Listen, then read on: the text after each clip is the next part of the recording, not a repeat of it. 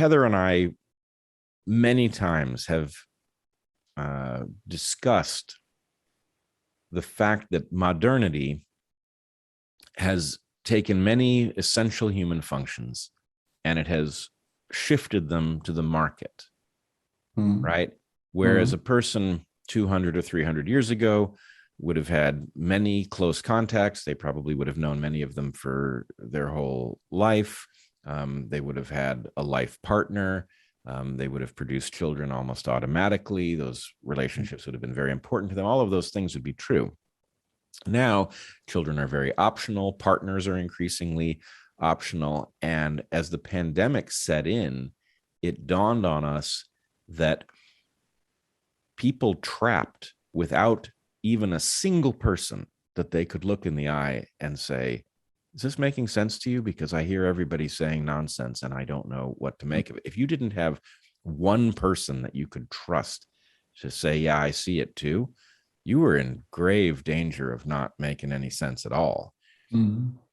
And I wonder if that's part of what happened, is that lots of people who didn't have partners, because you don't absolutely need one, got isolated in a way that maybe is almost without precedent. No, of course, it is all like Stalin isolated his population because he knew that they were much more vulnerable for propaganda. Then he intentionally did isolate his population because he knew that it was much easier to use propaganda in that case. Hitler didn't, but the effect was the same. Actually, as mass formation exists, it also spontaneously creates isolation and a certain loneliness. But here in this case, with the corona crisis, we have never seen such an extreme state of isolation of the population. Never, I think.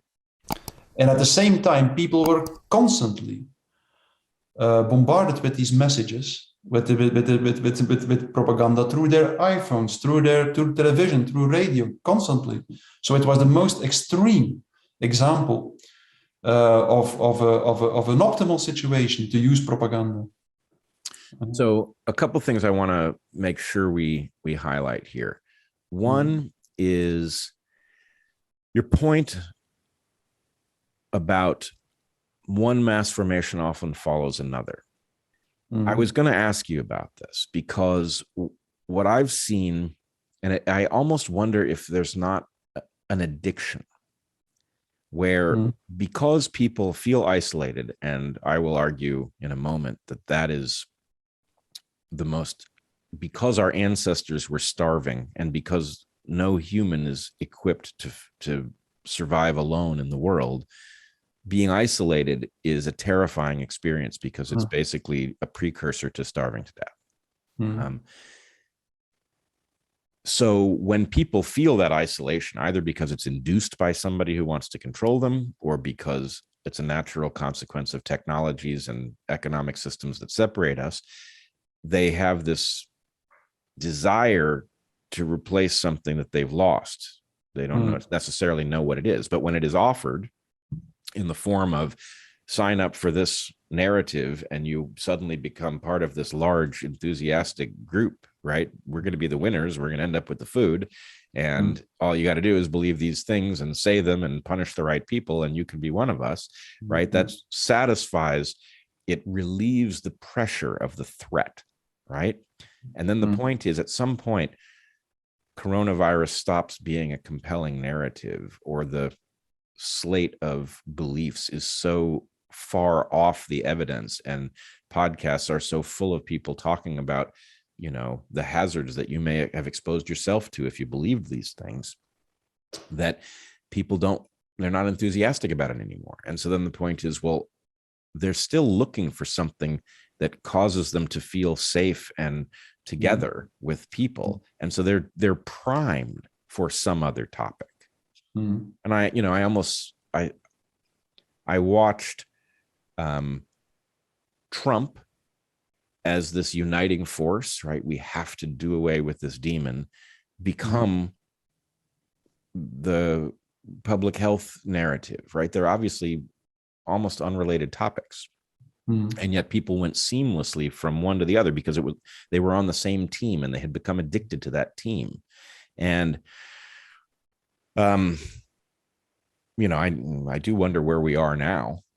Obviously, Yes, it was also remarkable, I think, that as soon as the corona narrative disappeared a little bit in the background, the Ukraine, the Yep. narrative on the war in Ukraine seemed to fulfill a little bit the same function. There was again this tendency to consider the good and the bad very much in black and white.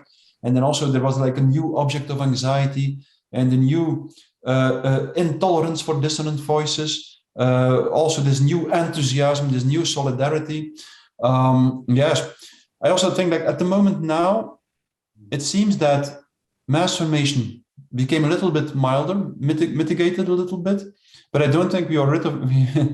So we see that the consequences of the mass formation are very, very severe at the psychological level. Like I don't know how it is in the United States, but I think it is the same.